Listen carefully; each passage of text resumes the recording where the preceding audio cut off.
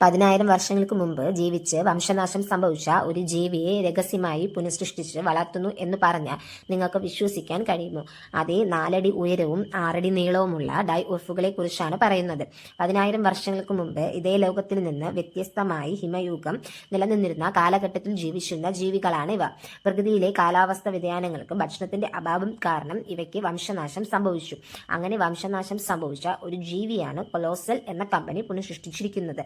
ഏകദേശം 72,000 വർഷങ്ങൾക്ക് മുമ്പ് ജീവിച്ചിരുന്ന ഡൈനോസോറിന്റെ ഫോസിലുകളിൽ നിന്നും പല്ലുകളിൽ നിന്നും ശേഖരിച്ച ജീനുകൾ ഉപയോഗിച്ച് ഇപ്പോഴത്തെ ഗ്രേ ഉൾഫിന്റെ DNA പരിഷ്കരിച്ച് ഗ്രേ ഉൾഫിന്റെ അണ്ടത്തിൽ നിഷേധിച്ച ഒരു നായയുടെ ഗർഭപാത്രത്തിൽ വളർത്തി ഇപ്പോൾ 3 കുഞ്ഞുങ്ങൾ ജീവിച്ചിരിപ്പുണ്ട്. ഇവയെ കാട്ടിൽ വിടാതെ മനുഷ്യരുടെ നിരീക്ഷണത്തിൽ വളർത്തുകയാണ് ചെയ്യുന്നത്. ഊളി മാത്ത് എന്ന ജീവിയെയും ഈ കമ്പനി തിരികെ കൊണ്ടുവരണമെന്ന് പറയുന്നു. ഇങ്ങനെ വംശനാശം സംഭവിച്ച ജീവികളെ തിരികെ കൊണ്ടുവരുന്നതിന് പകരം വംശനാശ ഭീഷണി നേരുന്ന ജീവികളെ സംരക്ഷിക്കുന്നതല്ലേ നല്ലത്? നിങ്ങളുടെ അഭിപ്രായം കമന്റ് ചെയ്യണം.